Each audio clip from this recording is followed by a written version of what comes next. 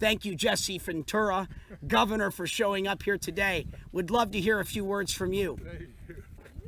Thanks, Ron. Well, his enthusiasm's pretty contagious, isn't it? You can't help but listen a little. I'll take my mask off now that things are fairly safe here. You're far enough away from me, and I from you, I guess. I'm here to tell people to vote, to get out and vote. It's something that is a rare thing that we have here, and yet 50% basically of all Americans don't even bother. They don't even bother to vote. I remember when I ran for governor, it was an off-year election. It wasn't a presidential. They expected a 50% voter turnout, and Minnesota led the nation. 50%. Well, what happened? It turned out to be 60. That was my winning margin. I was polling 27% the day of the election. 10% more people showed up than what they anticipated. Those 10% put me over the top, and I became the 38th governor of Minnesota. Voting, I'll tell you what, for me, it goes back to when I was 18. I was 18 years old. I enlisted in the United States Navy. I spent 13 months being trained. I then deployed overseas to Southeast Asia and did a 9-month deployment. I came back to the United States of America after 13 months of training, 9-month deployment. I'd been back 5 days. I walked into my executive officer and I said, "Sir, I want to go back to Asia. I want to go back to Vietnam right now." He looked at me and said, "You can't do that. You got to spend 6 months stateside. You just returned from a deployment. It's a requirement." But he was good enough to say, "What's the problem?" And I told him what the problem was. The problem was I couldn't go up the street and drink a beer. The problem was I couldn't vote. Imagine that.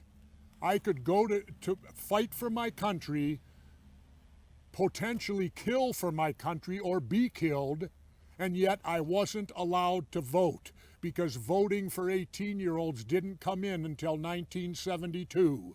This was 71, 1 year before. So I'm old enough to die for my country, but I'm not old enough to pick who sends me over there to die. So you know what I deduced from that? We send children to war, and we're still doing it today. Everybody thinks this tobacco deal's a great thing. Don't sell tobacco to anybody under 21 years of age. Yeah, on the surface that looks good, but explain that to me after 50 years. You mean you can go to Iraq and die, but you can't buy a cigarette? You ain't old enough? What I learned from all that, people, is we send children to war. Wouldn't that be considered child abuse? We don't give them the ability to be adults, but yet they can go off to foreign countries and die. And so that's my thing with voting. I wasn't even allowed to vote. After I had already completed a 9-month tour to Southeast Asia, I wasn't an adult yet. That's why voting is so important to me. Because we people, the 1%ers who serve in the military, that's why we serve, is so that you have the opportunity to vote. You have the opportunity to control your government and have a say-so in it. Don't blow it. Go out and vote. Vote now, vote early, and who was it used to say, vote often? I forget, was it Mondale used to say that all the time? I don't know, but anyway, what are we facing now? The same as usual for people like me. I'm fiscally conservative, but I'm socially liberal. Who do I vote for? What candidate is out there for Jesse Ventura? There is none, because I'm fiscally conservative and socially liberal. That's why we need 3 and 4 choices.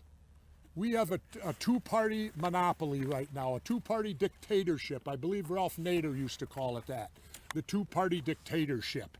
And that's what we're faced with now. And we're also faced with control by these two parties that won't allow anyone else in the game. That's their ultimate goal. See, that's why I made the statement this year, we have to elect a third-party president. Why? Because if you elect Biden, the polarization continues. If you re-elect Trump, the polarization continues. If you elect a third-party person, that gives the two major parties a common enemy then. They will then turn on that third party, and within 3 years, just like what happened here in Minnesota, go back in history. For the first 3 years, I had a Republican House, a Democratic Senate. Whoever I seemed to side with prevailed until that last year. That's when they jumped in bed together. They opposed me, the common sense middle, and they wouldn't accept my budget. Their budget that they put forward was fiscally irresponsible. I vetoed it twice. I did everything I could to stop that budget. They overrode my veto because they were in bed together now. What was the result for Minnesota? I believe after I left, you had a $5 billion deficit because of these two parties becoming political, opposing me. They were willing to sacrifice Minnesotans and our budget and our economy strictly to get a political opponent. That's how these two parties work. If you don't know the history, 92, Ross Perot got 20% of the vote. 20%, 1 out of 5. Yet in 96, he wasn't allowed in the debates. You want to know why? Because Dole and Clinton cut a deal, and the debate commissions are made up of Democrats and Republicans who rubber stamp anything they want. They cut a deal. Dole didn't want Perot in the debates because he felt it would erode from his conservative base. Clinton didn't want debates at all because he was so far ahead he didn't need them. So the final result was there were only 2 debates in 96, held on the same night as the World Series. Same night, on purpose. And that satisfied Clinton, and Clinton agreed, and Perot was cut out. Imagine that. A guy getting 1 out of 5 votes, and in the next election, he's not even allowed in the debates. Is that America? Is that freedom? Is that you being given every opportunity to vote for the candidate of your choice? I don't think so. You know, the main thing, and you heard it earlier, vote your heart, vote your conscience. There is no wasted vote. If you vote your heart and conscience, you haven't wasted your vote. We're made to pick the lesser of 2 evils all the time, and I'm tired of it. I'm tired of having to pick the lesser of 2 evils. I want to vote for someone, not against someone. I want to look ahead and be positive, not negative. And that's what you get today. I mean, look at today, the negatives of these 2 candidates, Biden and our current president. They're the highest they've ever been. This was the year for the third-party candidate to prevail. Unfortunately, the third parties are in disarray and couldn't come up with any focused candidate at all. It was really too bad. But change has to come from the inside, not the outside. You can do a lot from the outside, but ultimately you have to get inside to make those changes. And that's only going to happen by people voting and voting in the right people in office. You know, they've created a system, the Democrats and Republicans, and it's truly laughable. It's a system of bribery. Bribery. Now imagine if you do that in the private sector, what happens to you? You go to jail. And yet our public policy and our politics, bribery is the accepted norm. How do you think you get in to see one of these congressmen or senators? You think you can go in without bringing a check? Guess again. You ain't seeing the front door unless you walk in holding some money for them. That's called bribery. Giving money to someone to get a result. In the private sector, I'll repeat myself, it's illegal. It's against the law. You'll go to jail. And yet the Democrats and Republicans have created an entire system based upon it. Based upon breaking the law. And so for those people that are 20 and 25 years in the government like that, obviously they're people that have no problem breaking the law to begin with. In other words, they're a bunch of crooks. Let's put it straight. Because if you agree with bribery and you think that's a norm, that makes you a crook, in my book. And we've got to get away from that. Now it's happening though. I don't know if you're aware, but there's movements out there. There's something happening right now called the People's Party, and it's growing. It's up to 122,000 people are operating and working in it now. And some of those people include Susan Sarandon, Danny DeVito, some big name people, Jesse Ventura, some big name people, because we want to see a third choice come out. It may be somewhat too late this year. You know, I commend Brock for running. I tip my hat to him. Good for him. Anybody should run who wants to run, and anyone should be allowed to run if they qualify. And they always ask you, oh, how are you qualified? Well, the only thing it says, you got to be 35 and a citizen of the United States. That's the only qualifications to be elected.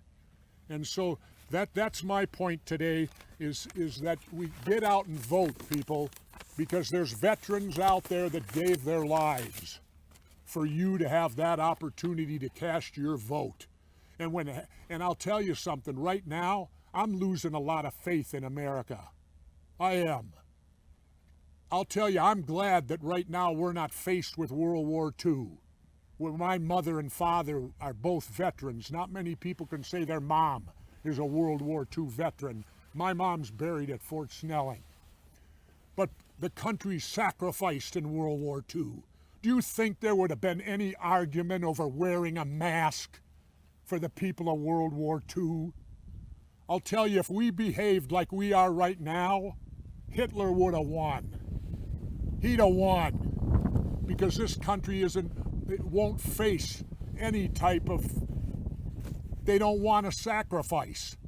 What is wearing a mask? How is that? That is nothing to do to be required to do that. And yet we have half the country won't put it on because they got egos. We got a president that won't wear one. And he even gets sick and he still won't wear one. I'm just glad that this generation wasn't around when my mom and dad fought in World War II, because we would have lost had we had the same type of response that we're having today to the simple things of sacrifice a little bit for the common good. So I'll end with my fire and brimstone and say it's been wonderful seeing you all again. I can't say I've missed you.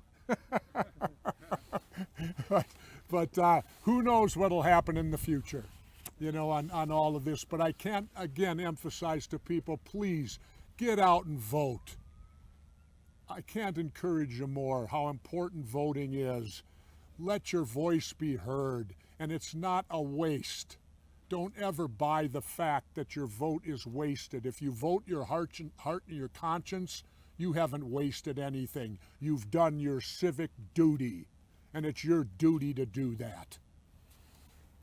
Governor, have you considered 2024? Would you consider running as an independent? I never looked that far ahead. And we're right in the middle of 2020. I'll tell you what, I'll say this to you today. Had the Green Party given me a clear path to the nomination, I'd be in the race right now. But they wouldn't do it. And I wasn't prepared to have to fix a fractured party first and then take on the Democrats and Republicans after.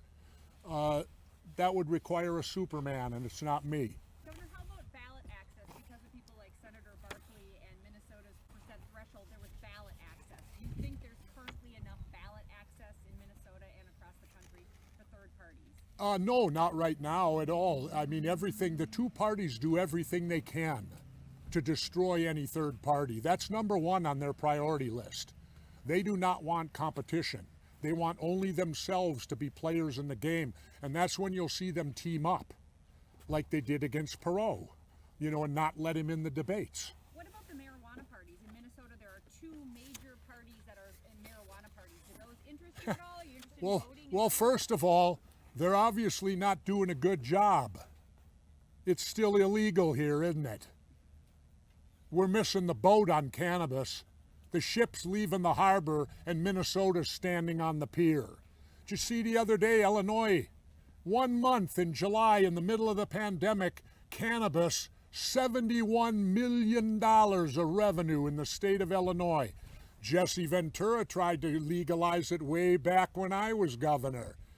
See, what you people don't realize, an independent can have a vision. A Democrat or Republican can only see as far as the next election. Also, I find it very interesting now that you hit on that. How about the fact I wanted to legalize sports betting, which is now legalized? I would have paid for your entire Minnesota Vikings stadium with sports betting. But instead, you had to pay for it with your tax dollars. Why? I couldn't get a Democrat or Republican to even carry the bill. As a governor, you have to have one of them has to carry the bill. Couldn't even get one to do it. To legalize, because I found out from law enforcement, it's a $3 billion a year industry in the state of Minnesota, sports betting.